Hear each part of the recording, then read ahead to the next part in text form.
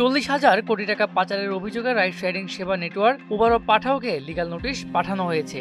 রোববার সুপ্রিম কোর্টের আইনজীবী মাসুদ আহমেদ এই নোটিশটি পাঠান। একজন গাড়ি ড্রাইভার যদি 3,000 টাকা একদিনে আয় করেন, সেখান থেকে অন্তত 1,000 টাকা কেটে নিয়ে বিগত 8 বছরে ঠিক কত টাকা আয় হয় এই হিসেব করতে গেলে রীতিমতো চোখ কপালে উঠবে।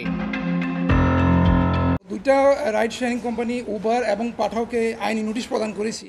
নোটিশে বলা হয়, উবার ও পাঠাও বিআরটির অসাধু কর্মকর্তাদের সঙ্গে দোষাদোষ করে রাইড শেয়ারিং বিধিমালা 2017 লঙ্ঘন করেছে, যার ফলে তারা 30 থেকে 40,000 কোটি টাকা হাতিয়ে নিয়েছে। উবার একটি মাল্টিন্যাশনাল কোম্পানি যা ভারতের অধীনে পরিচালিত হচ্ছে।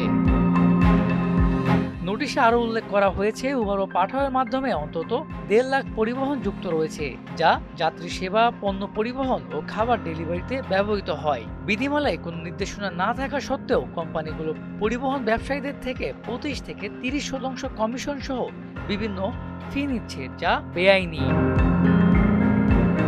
বিগত 8 বছর যাবৎ বাংলাদেশে এই সকল রাইড শেয়ারিং কোম্পানি সরকারকে কত হাজার কোটি টাকা ট্যাক্স দিয়েছে, তাদের আয়ের হাজার হাজার কোটি টাকা কেন বেআইনি হবে না তা জানতে চাওয়া হয়েছে। তাদের আয় ব্যয়ের পরিপূর্ণ হিসাব এবং বিদেশে পাঠালে কোন প্রক্রিয়ায় কত টাকা পাঠিয়েছে তাও লিগ্যাল নোটিশে জানতে চাওয়া হয়।